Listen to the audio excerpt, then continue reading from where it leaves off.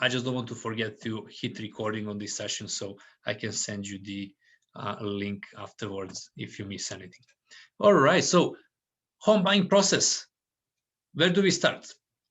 One of the very first steps should be hiring the right agent. Second thing, especially in the market how it is right now, is getting your pre-approval done ahead of time. We'll be talking about what is the cost of purchasing a home, cost of the home ownership, how to start with the home search, when we come to an offer, how to make one, and what is going to happen at the possession date. All right, so everyone asks the same question: should and why you should work with a realtor, and should you even work with one realtor at all? Right? Very commonly asked question. Well, the reason why you should work with a realtor is because of the education experience, of course, neighborhood knowledge, price guidance, market condition information, professional networking, a long list of professionals that you're going to need anytime during the home buying process, like home appraisals, lawyers, home inspectors, and many others, handling a volume of paperwork so nothing really gets missed, and the closing and the purchase goes really smooth. Everything gets signed where it's supposed to, and answer questions after the showing, after the closing. And in the most cases, hiring an agent to help you buy a home, it's free. So why not to take the advantage of all of these all of these items I just listed above? All right, so how do you even get started? I mentioned getting the pre-approval done ahead of time is really important part of the preparation for the home buying. There is going to be a whole bunch of paperwork when what is included in the pre-approval process, and it really depends on your personal situation, if you're self-employed or not, if you are employed for someone else, if you have children, the different paperwork that might be required and help you out to maximize your income. So we can really discuss one-on-one your personal situation when it comes to pre-approval, but this is in a nutshell what it includes. Cost of buying a home, very important to know. So there is a down payment that needs to be given. There is the due diligence that needs to get done, legal fees, and taxes, right? One item over here that is included in a down payment is the deposit that you should have ready after your offer gets accepted. What is the cost of owning a home? Obviously, there is a mortgage to pay. There is a condo fee in case you're buying a condominium. There is an insurance, utilities, property tax, and of course, the maintenance. All right, so you collected all of your paperwork, you have the money and funds on your account for the down payment and the deposit, you left the money on the side for the home inspection and the lawyer's fees and taxes and everything else, all of the boring paperwork that you don't really want to care about much because you're excited to start looking for your home. So there are a few really things to consider even before going out, setting up your search. It is your budget and the price range you're looking at to buy. Short-term goals and long-term goals. Are you planning to rent the property down the road? How long are you planning to live in the house? Are you planning to resell it after 5-10 years or not? Or maybe you're planning to live over there for the rest of your life. Very important questions to ask over there to help you out actually selecting the right property. Will you be in the property, will you be using the property as a principal residence or income property? The importance of that question is actually going to determine your financing side as well, and how you're going to use the property you're planning to buy. We all know one of the basic questions when buying a home is location, location, and location. So what location is important to you and why? Are you planning to buy a resale property or brand new one? And why there are many differences when it comes to buying a resale property and buying a brand new one. So let me explain this really briefly over here for you. I get this question asked all the time. So when you're buying a resale property, resale properties are most of the time listed on the MLS. Some of them are private sales, but either way, they are being purchased using for standard purchase contract provided by Alberta Real Estate Association. That contract equally protects buyers and sellers. It outlines each side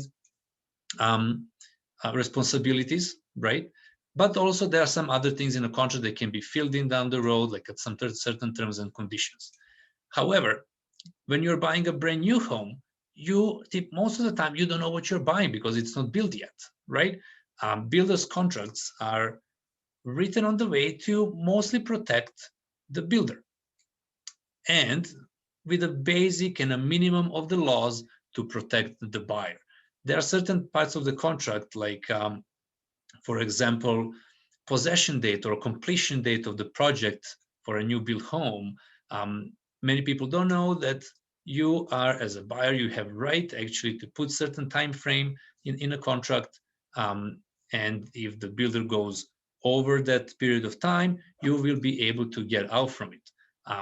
It did happen many times that building process get delayed for months and months and months, and people are renting for months and months and months longer, or owning the property instead of being able to maybe move on and find something else. Property type.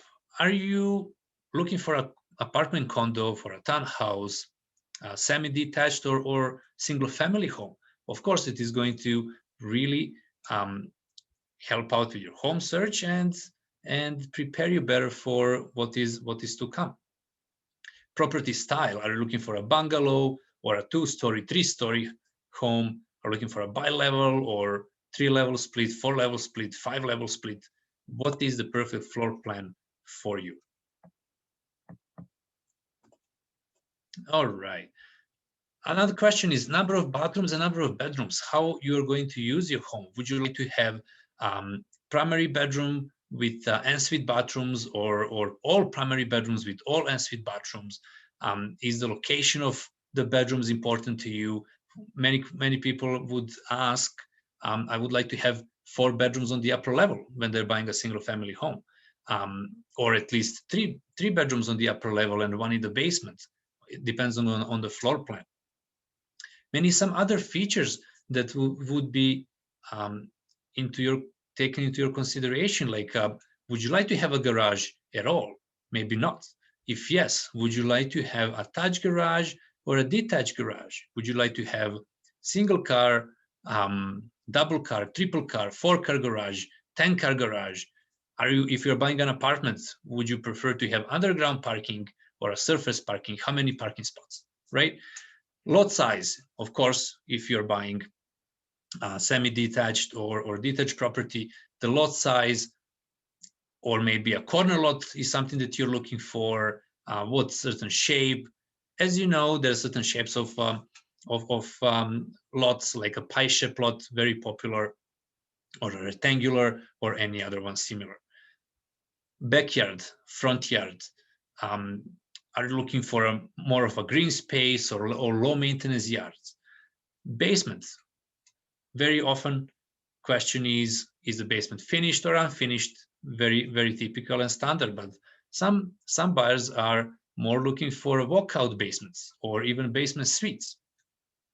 Keep in mind, some of the basement suites might be legal, but some other ones might be also illegal, right? So if basement suite is illegal, you're not allowed to rent it out, and you would need to go to the process of legalization. That can cost some money. Depends on what work is required to be done. It can cost from a couple of thousands of dollars to a couple of tens of thousands of dollars. If the basement suite is legal, it is also called secondary suite. It is registered with the city of Calgary, and you can actually use it as an income property.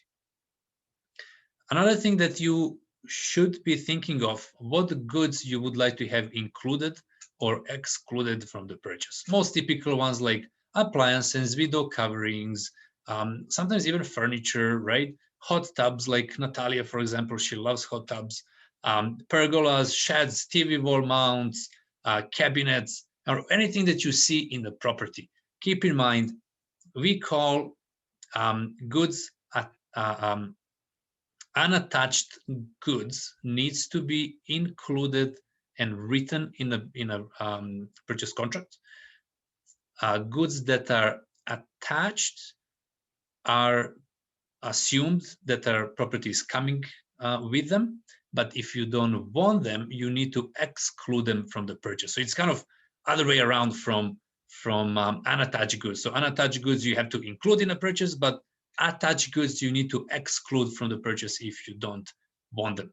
Again, if you are unsure if something is attached or detached, sometimes kitchen islands, they can be mobile ones, and you're not 100% sure if it is attached good or detached good. Maybe write it down as untouched good just to make sure you actually get it. Or maybe you really love some setup in a walk-in closet, and you're kind of not sure if it is attached or detached, and then better put it in just in case. However, typical rule is, like I said, unattached goods has to be written, and attached goods has to be excluded if you don't want. Maybe some other special requirements that people really like sometimes, especially in the nowadays of COVID and people stay more at home, working from home. Home office is very popular. Bonus room, like a playroom for kids. I do have a question I got asked over the last few months more often than usually is, I want to have 2 living rooms on the main level. Very, very popular nowadays. People need more space. Do you want to have lake access or maybe handicap accessibility or something similar to that, right? And also property size. Whatever we spoke about on this list is really going to be impacted by the property size, if there is an attached garage or no, how many bedrooms, and so on and so on. All right, so next question is, when we talk about the size, we all know that there are different ways how we can measure the sizes, and what we use as a realtors is a residential measurement standard. This is what you're going to find on all of the listing sheets when you browse the listings. But there are certain things that you really need to be aware of. Builders, they don't use a residential measurement standard. So quite often there is a discrepancy between RMS, residential measurement standard, and the builder's measurements, because builders can just include some other things that are typically not included, right? So what is really included in the residential measurement standard? Properties, detached properties, are measured along the side of the foundation wall from outside of the building, right? So that is, sometimes you might feel that property feels smaller inside than those 2,000 square feet, because it's the fact that it's not actually 2,000 square feet interior, because it is 2,000 square feet exterior. So basement is not included in the measurements. Many people like to say how big is the basement because they want to know. However, if you find on the listing sheet that property is 2,000 square feet, 2,000 square feet is without a basement. One caveat there, when you're reading the description of the property, many agents are going to type in saying there is 3,000 square feet of a livable space. They are doing it in purpose to let you know how big is the house in total. Always be careful about it, because that size does include the basement, because we are not allowed to advertise it on any other way unless we type it in the description. When you buy a condominium, condominiums are measured wall to wall, right? So opposite from detached properties, condominiums are measured wall to wall or paint to paint, however you like it. But also there is something that is called registered size and unit registered size, and that is again builder's measurement. And builders are measuring most of the time condominium units from middle of the wall in between 2 units, so not paint to paint. Then they go a little bit behind the walls, so that adds up to the size of the unit itself. Some would include a maybe a storage space if it is located nearby in the size as well. So just reading the sheets properly and understanding the sheets is very important, so you actually know what you get. So what your options are to determine the property size? Well, you might be questioning, is this property really this big? It's a fair question. So real estate agents are required to use residential measurement standard, and many of us are actually going to hire measurement company, professional measurement company, to measure the property for us. And this is what you can do if you are unsure. We can request those documents to be sent over to us. We can double check the floor plans, make sure they make sense. If they don't, we can go ahead and measure the property ourselves. All right, so disclosures. There are certain disclosures that we do have to tell you about when you are buying a home. Us as a listing agents or as a sellers, that they have to be disclosed to the buyers. One of them is material latent defect, and we'll explain each of those down the road. And a second one is stigmatized property. Although we're going to review this one as well, this one does not have to be disclosed up front. It can be disclosed upon the request and a question for it. So material lethal defect, what is it at all? Sounds very complicated, but it's not. Material lethal defect are all defects a person cannot discover during a reasonable care and a reasonable home inspection. So what do they would include, right? They would include if the property is dangerous or potentially dangerous, right? If the property might be unfit to live in, or the property is unfit to the buyer's purpose.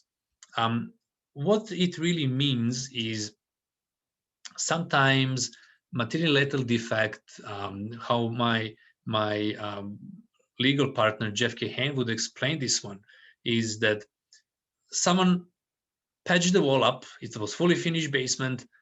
They knew that there is a crack in the foundation, and they just put a bucket to collect the water behind the finished drywall.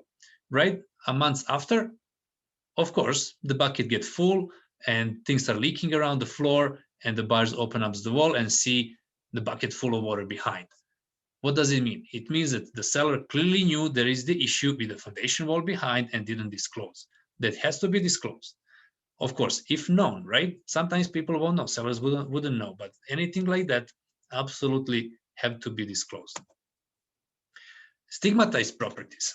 So like I mentioned, stigma on the property does not have to be disclosed up front unless we knew it is very important to you as a buyer, and we go ahead and ask the selling side certain questions.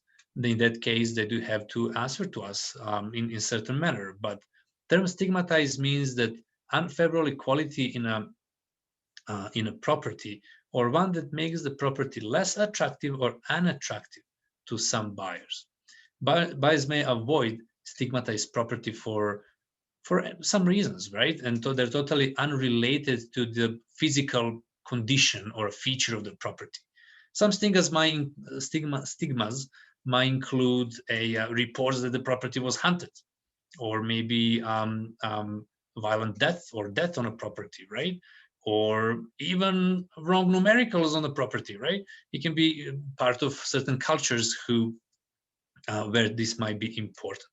So if this is important to you, let's have a conversation up front so we can ask the right questions. All right.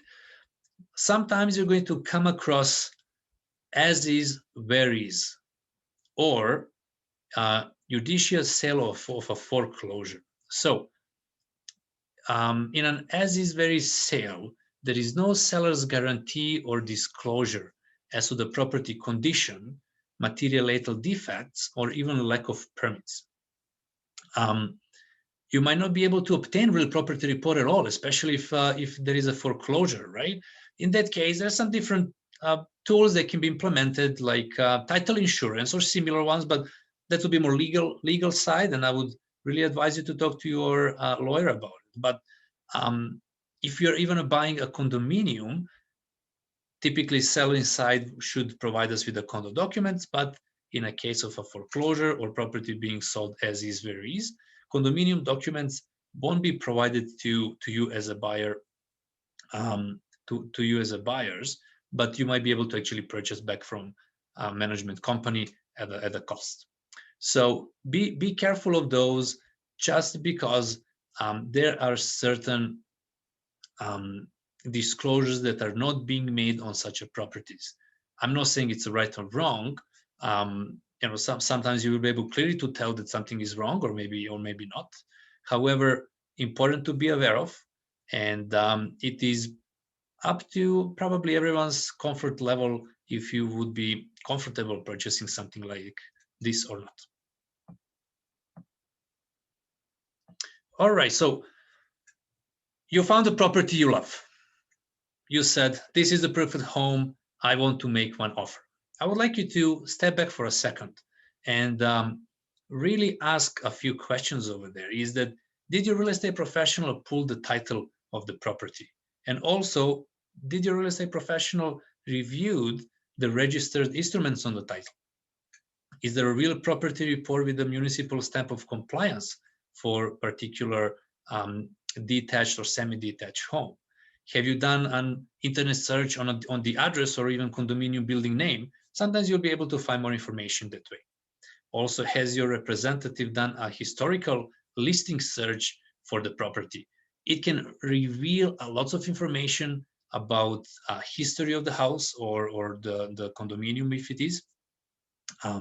Very important. I always look it up. It helps within the negotiation as well. So it needs to be done. And sometimes homes still have the warranty, right? If they're not too old homes, if they're fairly new or newer, they still might have some warranties left from the builders, right? All right, so fun time. We're all excited. We reviewed all of the items on a previous slide, and we are ready to write an offer. So a couple of things that we need to consider is a purchase price. Keep in mind, almost never, don't put your best price on the purchase offer, right? We will always have some starting price, because there is going to be some back and forth with the sellers. Inclusions and exclusions, we discussed it already. Possession date. Typical possession date really depends on everyone, but sometimes properties are even available for immediate possession, or a month or month and a half, 2 months, 3 months in case it was tenanted. But depends also on you. Deposit. Deposit forms the part of a down payment. However, deposit needs to be given 2 to 3 business days after the acceptance of an offer. So it is important to have that funds available. Depends really on the price range, what deposit amount is. It's really hard to just put some number out, but let's say on a $400,000 house, like an average house in Calgary, it is reasonable for the deposit to be between $5,000 and $10,000. Conditions that are coming to the purchase, we're going to review them also on the next slides. Maybe certain terms that you want to have included. I would always suggest having included the term for walkthrough prior to the possession, within 24 hours before. It really comes handy, so you can see the space, what has been done, and also you want to make sure that the property is in substantially the same condition as it was when you purchased it. Time for the acceptance and expiry of the offer is also on the purchase agreement. There has to be clear communication, written communication on the acceptance of the offer, so keep that in mind. Negotiation, well, depends on the market we are in. We know that Calgary right now is in a seller's market at most, and there is likely going to be some negotiation between you and the sellers after you submit one offer to purchase. It is important really that your agent helping you out do a great research about the property and even the owners before submitting an offer. It is a great ground for negotiation, and you can know exactly ahead of time, as much as you can, what to expect within the negotiations. What the seller's options are when we submit an offer, right? So sellers can outright accept one, which is not likely. They can also outright reject one. They can make a counter offer, but they can also ignore your offer completely. Sometimes it is important just to be patient. It can take days, in some cases, to put a deal together. All right, so what conditions you almost always want to have on the purchase agreement? So that would be your home inspection condition. You want to do your due diligence, right? You want to make sure that you're buying $200, $300, $400, $500,000, $2 million home. You want to make sure that you are actually purchasing right thing, and there is nothing really wrong about it. Keep in mind, when it comes to the home inspection, there is no perfect home, and home inspection report is going to contain about 80 pages, sometimes even more if there is something really wrong with it. So if you're buying a home that is 20 years old, some things are expected to be found because of the age of the property, right? So the point of the home inspection is really to discover big issues on the property, like defects with the roof or a plumbing system or the electrical, and also to ensure that your home is safe to be used and for occupation, right? For occupancy, sorry. Another due diligence that most likely you want to have done is your financing, right? Working with a bank or a mortgage broker, you will be going through financing process and approval process for the finance, and make sure that you do have your financing condition include. And in case you're buying a condominium, there is a condo doc review. It is done by condominium document reviewers. They do have expertise and knowledge in regards to the building maintenance, accounting, budgeting. They will be taking a look of reserve fund study and reserve funds and so on and so on. So you also should get that one done. Holdbacks. So what are the holdbacks, right? You might heard about the holdbacks, might not, but what they are. So holdbacks are funds that are being kept on the side in case that something does not get done on the property. Most of the time you're going to be dealing with and asking for a holdbacks. They're very common in any real estate transaction, especially if there is something wrong found on the home inspection that needs to be addressed with the sellers. So holdbacks is basically a sum of money that is held back in trust in some situations. Like I mentioned, it can be some appliances are maybe not working, or there is some leaking plumbing somewhere, or on my very last home inspection I just did on Monday, we closed the transaction, and there was a leaky dishwasher that needs to be addressed. So we did put some holdback on the side to make sure that buyer is protected and get actually the work done. Nowadays, really big one is, for example, a hail damage from the last year hailstorms, and you will see roofers and siding companies working all across the city trying to get those things fixed, right? And that can be really big amount of money. We were able to negotiate one of the deals last fall where we kept $20,000 in trust with at the lawyers after the closing, just making sure that all of the sidings and get replaced and the windows after the hailstorm. So very important to know what they are and how they work, and they're very commonly used. All right, so multiple offers. I said, when I was talking about the negotiation, I said the most of the time there is going to be some back and forth. Well, if you're in a multiple offer situation, there won't be. What is the multiple offers? Multiple offers are a situation when there are more than one offer at the same property at the same time, right?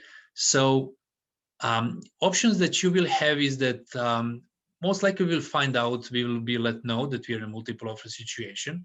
And the advice for you would be, what options you have is really you have three options, really, to put your best foot forward and improve your offer prior to the presentation to the seller. You can leave your offer as is and see what is going to happen, or you can just decide not to compete. There are my other advices that I would give it to you when it comes to the multiple offers, but I will send you actually all my video that really teaches you nicely on how to deal with this situation. But keep in mind, multiple offers are unfair. There is nothing fair about it. They are the best case scenario for the sellers. And very likely, properties are going to be sold over the listing price if there is multiple offer on them, right? So being really mindful on how they are written is very important. So sellers, very often I get asked, does the seller have to tell me what the other offers are? Well, no, they're not obligated to disclose the price and any terms of other buyers. So they are fun nowadays. We are seeing them very often. All right, so now we have a section about how do you prepare for the possession. So we went through the offer, it got accepted, you went through all of your due diligence, you lifted your conditions, purchase firmed up, now there is a possession. So one of the things would be to meet with your lawyer, right? Every real estate transaction has to be closed at the lawyer's office. This meeting is going to happen about a week before the possession, and at that meeting, you're going to bring your complete down payment, your insurance binder, property tax amount needed for the rest of the year, and sign a bunch of the owner's documents. Also, if you're buying detached home or semi-detached, your lawyer is going to ask you to review real property report. So another thing that you really should do is arrange your movings. When I say movings, I mean moving your furniture, moving your stuff, but also transferring your utilities, your cable, internet, electricity, and everything else, right? Your gym memberships and whatever is applicable. What to expect on the possession date? So I was talking about walkthrough, what it is. So we're going to do the walkthrough, maybe even on a possession date. So if we put in a contract, we're going to say within 24 hours, so we can do it either early morning off or a day before. But possessions are typically happening, according to the purchase contract, at noon of the possession date. Is it going to be 12:00? No, it is never going to be 12:00. It is basically going to be when the lender transferred the funds to the buyers, and when those buyers' lawyers, and then basically when the funds reach the seller's lawyer, right? It can be any time in the morning. I've seen it anytime basically between, let's say, 10 a.m. to 2 p.m. is very common. That being said, please don't schedule services at noon. I've seen it many times. Movers showing up exactly at noon, 00. Please don't do that. You're really being in a risk that it is going to be delayed and people are just going to be waiting outside. All right, so how is the market? This is my favorite topic. I get this question asked so many times, and well, market is hot, especially if we are talking about detached and the semi-detached homes.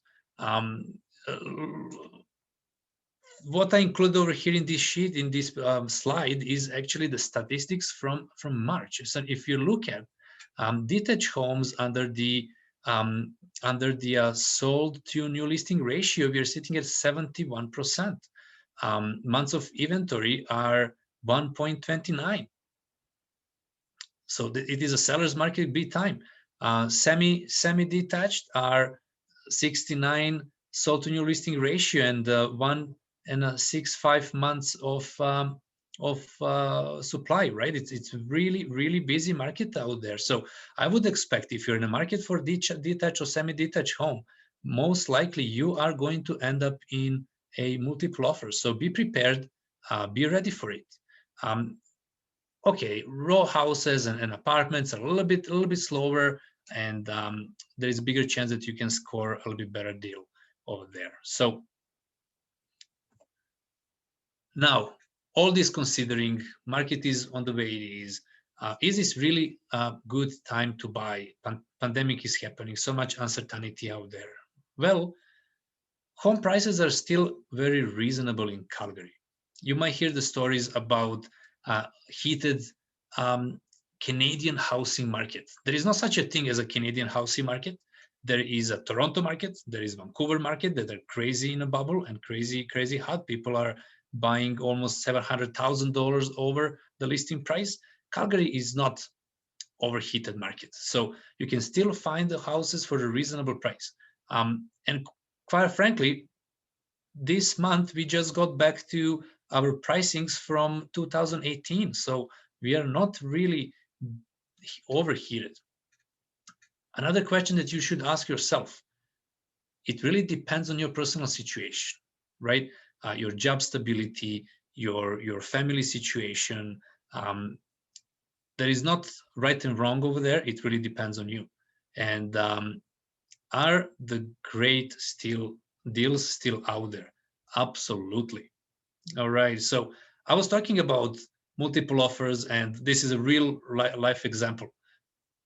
Over the last month, I did help a few families to buy homes, and after losing in a few multiple offers, in a few bidding wars, as they're called, we actually were able to find them a home, and on one we were able to get a percent off a listing price, and the house was only 1 day on the market. And on the second one, we were able to get over a 4% of the listing price after 2 weeks on the market. So the good deals are still out there. Sometimes you just need to be patient. All right, thank you, everyone. Now, Natalia is going to take over and talk a little bit about financings. So I'll just stop my screen share over here and let her share hers. Thank you so much, Uros. Just give me one quick second there, everybody. It's technology. All right.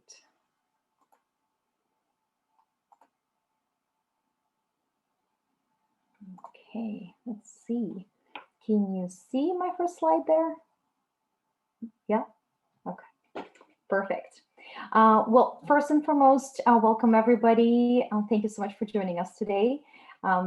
And I want to thank Uros for such an informative and insightful presentation. It was really great. You know, I was at some point a first-time home buyer, and then I sold my home, and then I bought another one. So every time the home buying process is a bit different. And that is due to market conditions and regulation changes and so on and so on. And so in many cases, I wish something like this, a home buyer's webinar, was available at the time when I was looking to buy a home. It definitely could have helped me and made the process a bit smoother also. So I'm really glad that we're doing this, and I really hope that you find the information that we're sharing with you today valuable. Without further ado, I do want to be respectful of everyone's time, so I'll jump right in. So as you can see, my first question for you here today, and I want to start with a question because I want to engage you a little bit and encourage your participation. Hopefully you're okay with that. So my question is, do you currently own your home, or are you renting right now? Feel free to put your answers in the chat box. I'd appreciate your participation. And assuming that, since we're all attending a home buyers webinar, you are either thinking about getting and purchasing your own home, or you are probably just, if you own a home at the moment, you're thinking that you might want to sell it or keep it as a rental property and purchase something different. So thank you so much, everyone who participated. Looks like we have somebody who owns a home and a couple of folks there who rent a home. That's wonderful. All right, well, let's jump right in. So, okay, sorry, there we go. Now I'm all set. Thanks for your patience. All right, so let's chat about what are the advantages of renting and what are the advantages of buying a property.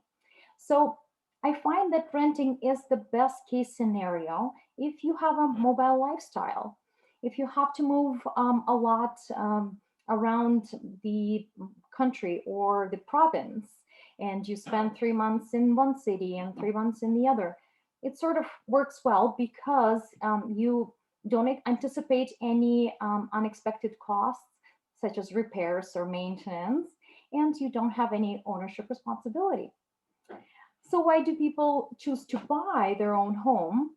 Well, first and foremost, it's because they don't want to worry about landlords selling the home, because it does create a bit of a chaos. You have to pack up, you have to, find another place to live and move and such. So it is disruptive to the lifestyle, right? And when you're a homeowner, you decide when you want to sell your home, you decide when you want to move.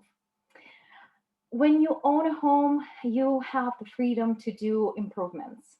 You can paint a wall in red if this is what you desire. You can customize it a little bit and make it your own home. And last but not least is building equity. Building equity, we'll talk a little bit more about what it is, equity accumulation or building equity, so same thing.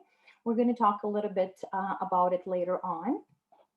But first, I just wanted to do a breakdown and show you the difference in what the monthly rent is looking like if you're renting a single family home, and what would your monthly payments look like if you were to purchase one. So hopefully you all can see my slide here. For the sake of this example, we are looking at a single family home that is valued at $350,000. So let's say you rent this home and your rent per month is $1,800.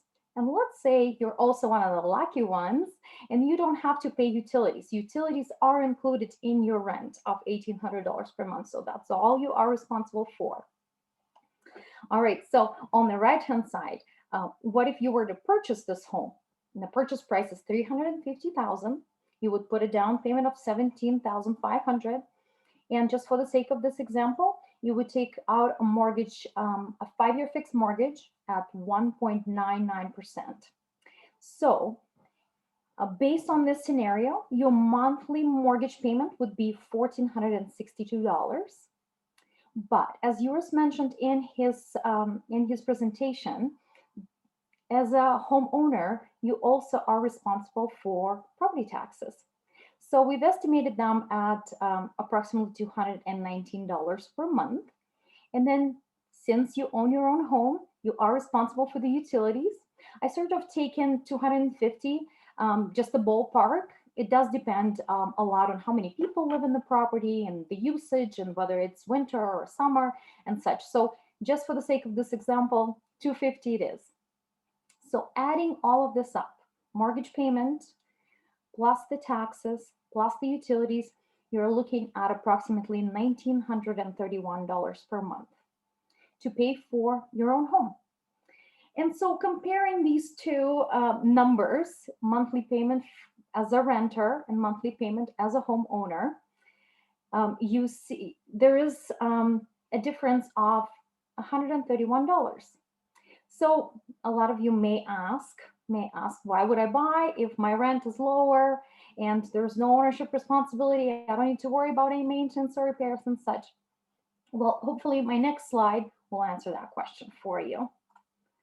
All right, and that is going back to equity accumulation or building equity, one of the advantages of purchasing your own home. As you can see, I broke it down a little bit for you. So if you were to rent a home for 10 years, your equity accumulation, unfortunately, will be zero. If you were to buy your own home, and assuming that your home appreciated at a rate of 1% per year, you could be looking at approximately $168,000 in equity. And just to break it down really quickly, what is equity? It is the difference between what your house is worth on the market at a specific time and what your outstanding mortgage is. So as you can see, 10 years from now, if you were to buy a home at $350,000 with a 5% down payment, this is approximately what you'll be looking at 10 years. And if your plan, long-term plan, is to accumulate wealth, probably buying is the best case scenario for you. So let's say you do decide to go ahead and purchase a home. You want to build wealth. You want to accumulate equity.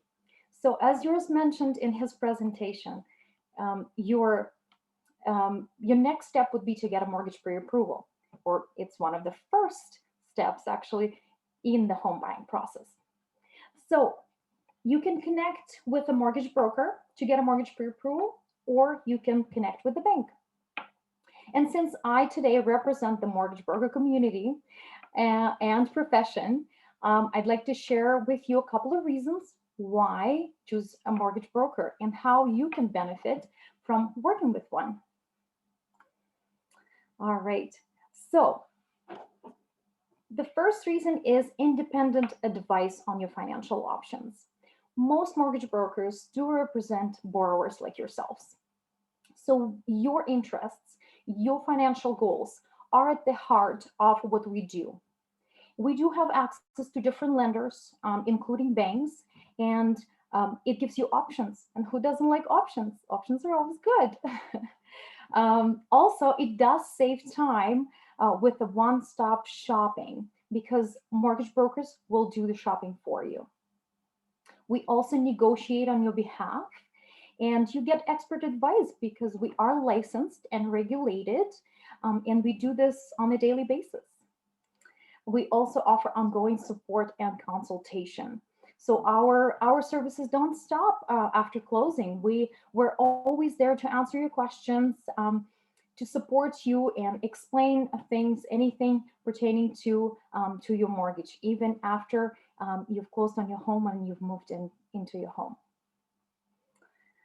All right.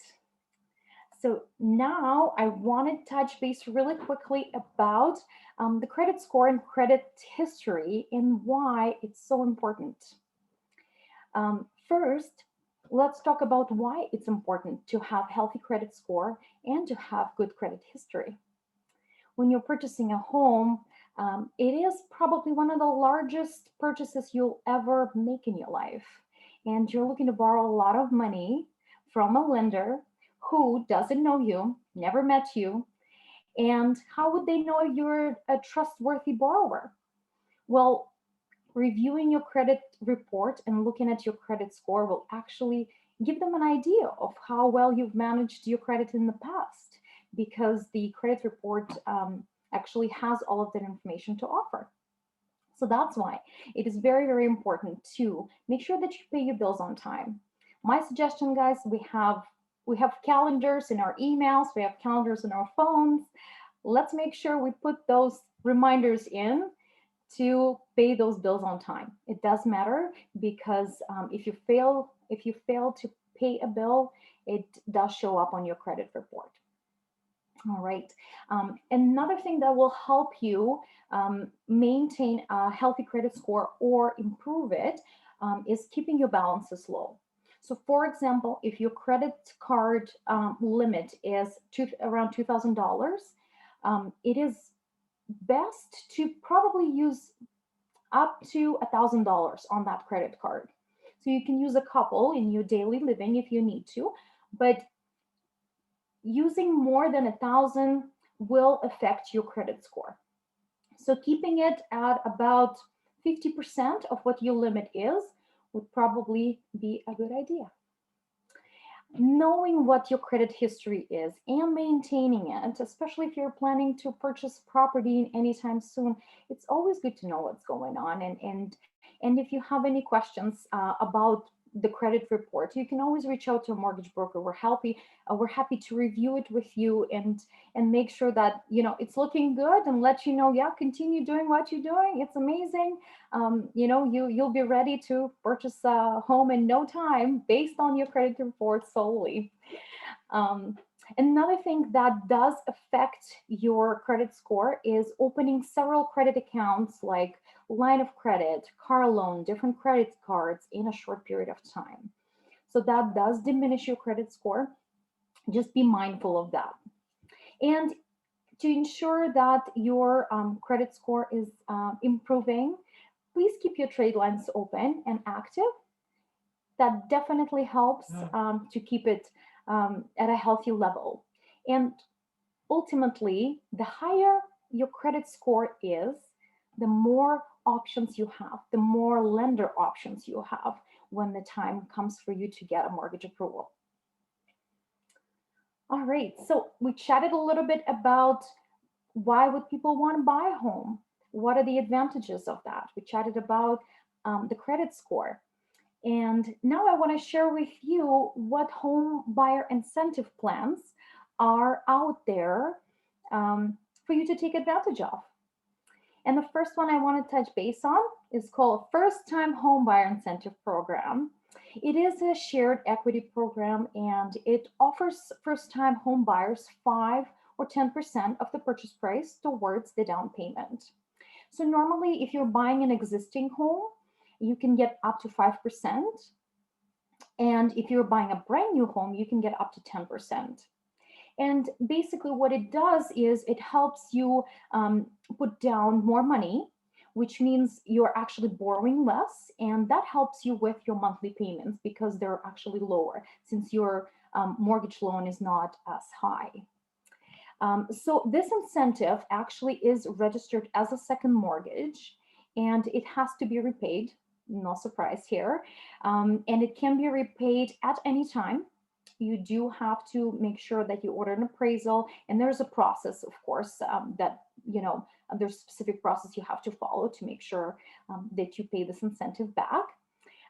Also, you can pay it back upon the sale of the property or when the amortization period of 25 years is up. And the second incentive plan that I wanted to share today is Home Buyers Plan. And this one allows you to withdraw up to $35,000 from your RSPs, which is Registered Retirement Savings Plan. The funds that you're withdrawing from the RSPs can be used as a down payment for your first home. And the amount borrowed actually has to be repaid within 15 years. And there's a two-year grace period for that one. It's a pretty great program to take advantage of. And the third one that I wanted to share with you today is Attainable Homes Calgary. And this one is, And this one actually was created by City of Calgary to assist moderate income Calgarians. It offers down payment assistance. So all you need to have is $2,000, and then the rest of the down payment for the purchase is actually lent to you by Attainable Homes Calgary, interest-free. So that's always good. No interest, yay. So Attainable Homes Calgary will be on title with you for the property that you're purchasing. And if you decide to sell the home, the down payment portion will have to be paid back, which, is no surprise. And you also will have to pay the appreciation share, which is the growth in the value of the home. So the appreciation share actually will be based on how many years you've lived in the property. And, a lot more information is can be found on the Attainable Homes Calgary website. So this is all I wanted to share with you guys today. I know I'm hoping that you've got most of the information or most of your questions answered, but if not, that's when we are opening the questions and answers part of our webinar. All right. Next question. Can we do, Monique is asking, can we have a document which presents all those programs for the first-time home buyer? Absolutely. I'll be happy to send it to you. Was that the question? That's what you wanted, to just have a part of the presentation to be sent to you? Yes. Okay. Wonderful. Yes, we will do so. Absolutely. I believe we have the email address for Monique, right? Uros? We do, yes, that's correct. Okay. And also this presentation is recorded. So I'm going to send this link of this recorded presentation to everyone today. So you can go back, rewind, take a look of any part of this presentation once again. All right. Do we have any other questions? You're very Feel free, if it is easier, you can also unmute yourself and ask the questions, if that's easier than typing. Oh, hi, Khadija.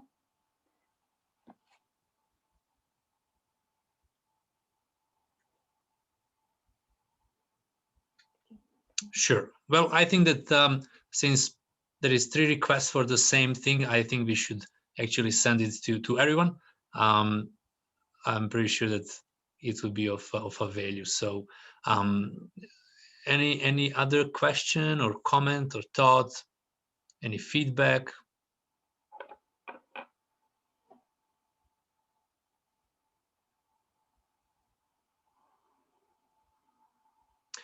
How much less can you go on setting an offer?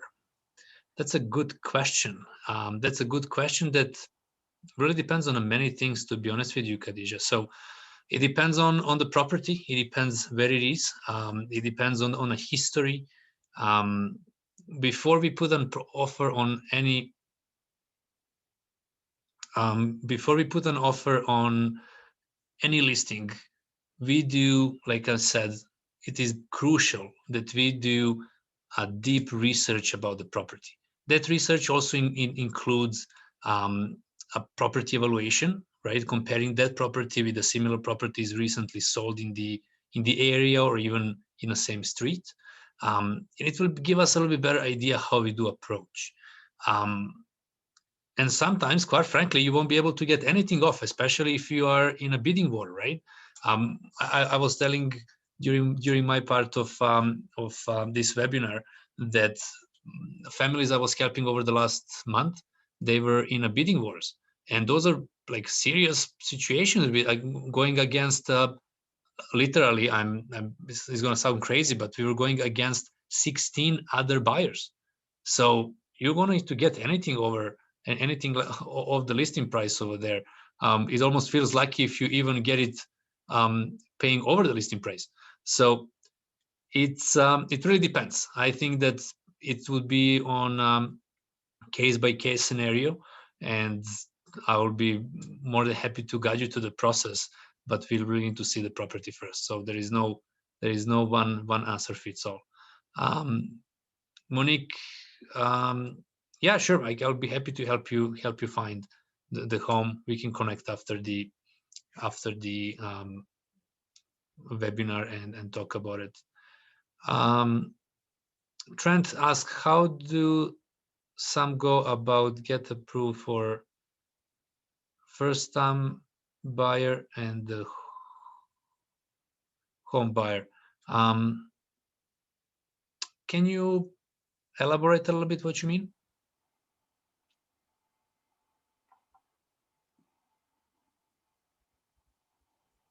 Typically, approval process, and maybe Natalia is the right person to actually answer this question. What pre-approval process involves. So, Natalia, would you mind?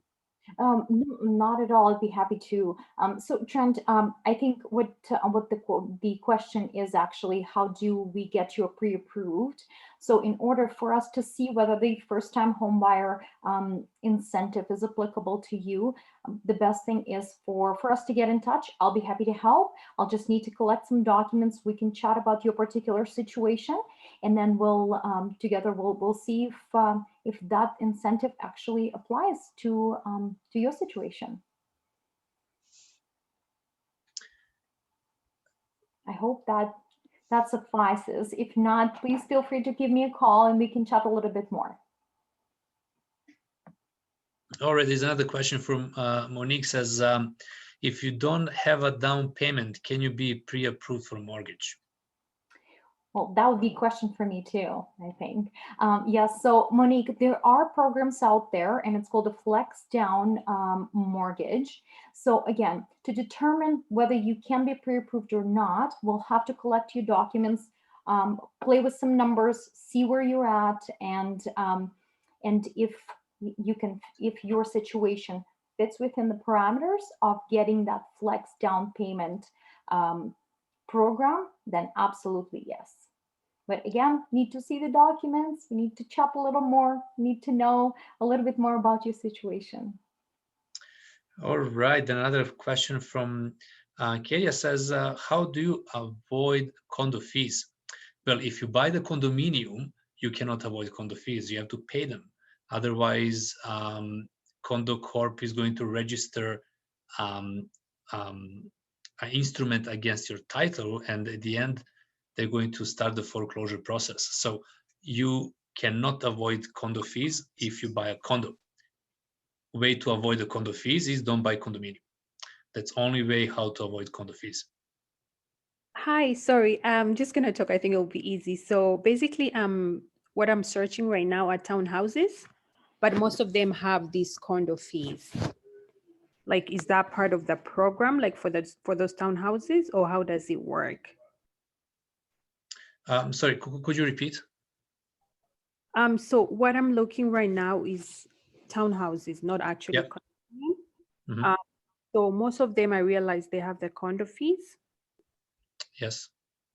So that's what I was trying to figure out, why some of the townhouses have the condo fees and why some of them don't have the condo fees.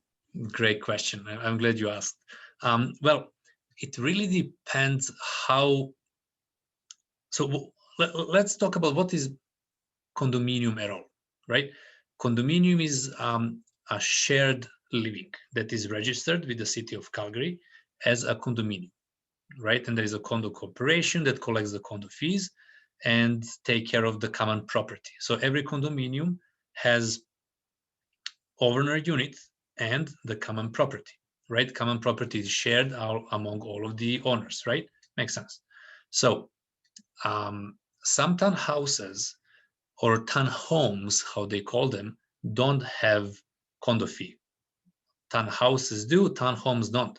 So it really just depends on the way how they're registered with the city of Calgary. But you're right, some of them do, some of them don't. In past few years, there is definitely more demand for townhouses without the condo fees. So builders start building townhomes.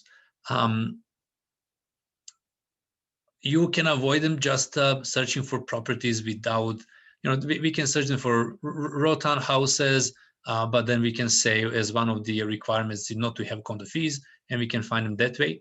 I know several complexes in town or several streets in town or in communities that do have those, but they're searchable. We can find them. There is not really many of them comparing to traditional townhouse complexes. So I hope that answered your question. So why there is some without condo fees? Is just because the way how they're registered. However, keep in mind, when you're buying a townhome without the condo fees, instead of responsibility for maintaining the common property being on a condo corporation, the responsibility for maintaining the mutual shared parts of the building lay on individual owners. So for example, if there is a pipe they burst just between you and your neighbor, you and your neighbor need to figure it out, put the money together and get it fixed, right? Well, the issue arises over there. What if my neighbor says, no, I don't want to do it?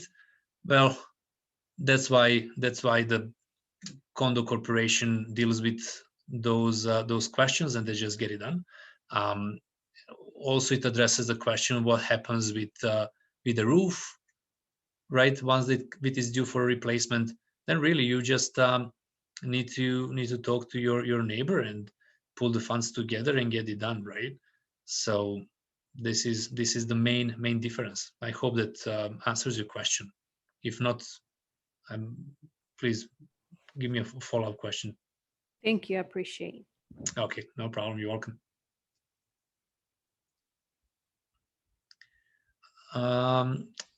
Monique is asking, can you buy a house for yourself even if you are married?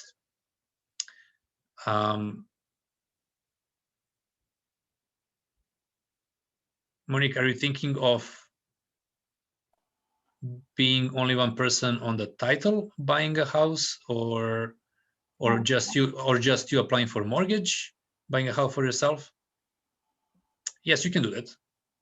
You can do that. Just keep in mind that there is something called the dower's rights that applies that could apply. So basically, the rule is that if you are married and the spouse has reside on the property, and there is only one spouse on a title, but there is a second, of course, spouse because you're married, then the dower rights apply. And that being said, you will need to ask for a dower release or dower consent from the spouse to sell the property. It gets a little bit dicey.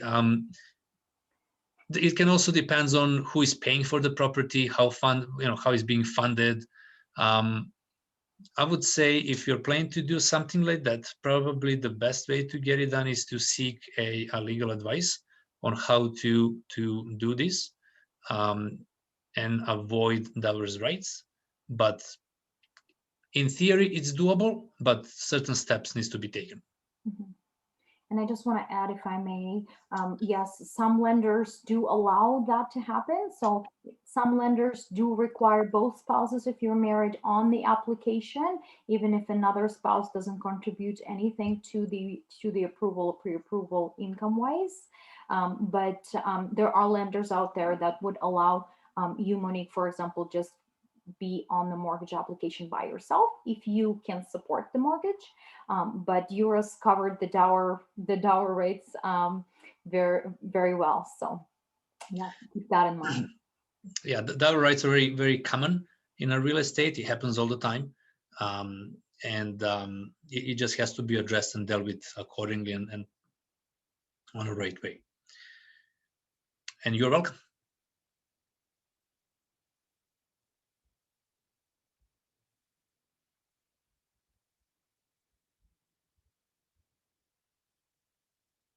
Any other questions?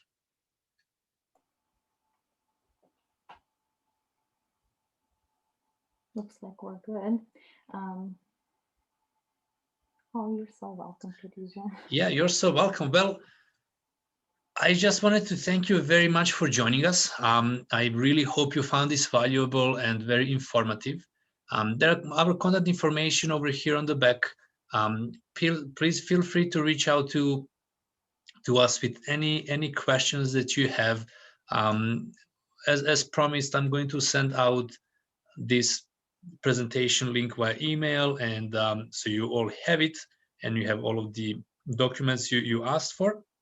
But also, I also promise that I'm going to send you a few other videos on how to handle multiple offers as a buyers, and also how to avoid some legal issues when you are buying and also when you're selling your home.